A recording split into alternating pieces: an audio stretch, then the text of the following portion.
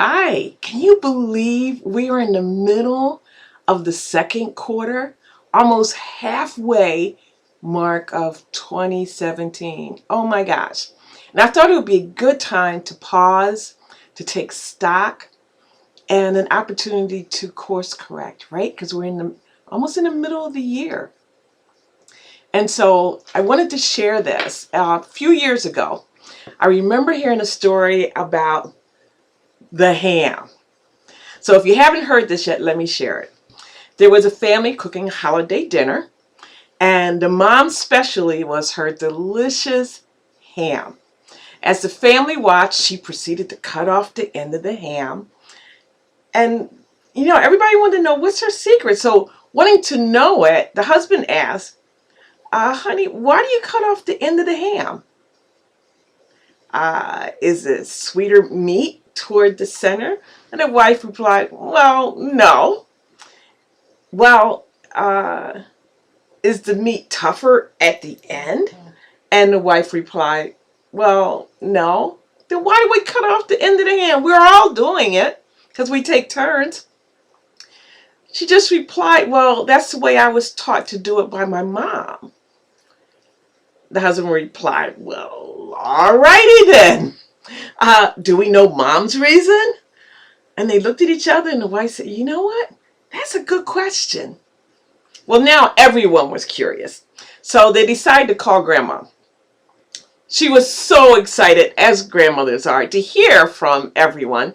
But she was surprised when they asked her about the ham recipe. So she was all set to respond, about the cloves, about the cooking time, about the honey and the brown sugar.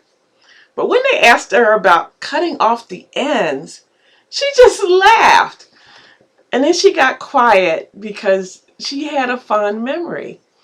And she shared, when you were younger and your father and I, we had just got married, we didn't have much. So we had to make good use of everything that was given to us. And that included our cookware. So your father would always, just wonderful, would bring home this nice big ham for the holidays. But my baking pan was always too small for it. So I had to cut off the end of the ham so it would fit. Right? So they've been carrying on this tradition that was not recipe driven at all, but out of sheer necessity. So this month, I want you to think about, where are you on autopilot, doing things just because you've always done them?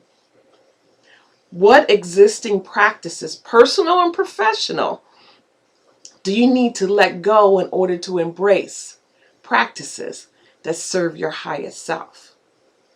You are so worth it. I invite you to subscribe to my monthly newsletter at BernadetteJohnson.com. And as a leader, if you are ready to take a deeper dive to your highest self, shoot me an email at Bernadette@BernadetteJohnson.com. Thank you so much. Enjoy the rest of your day.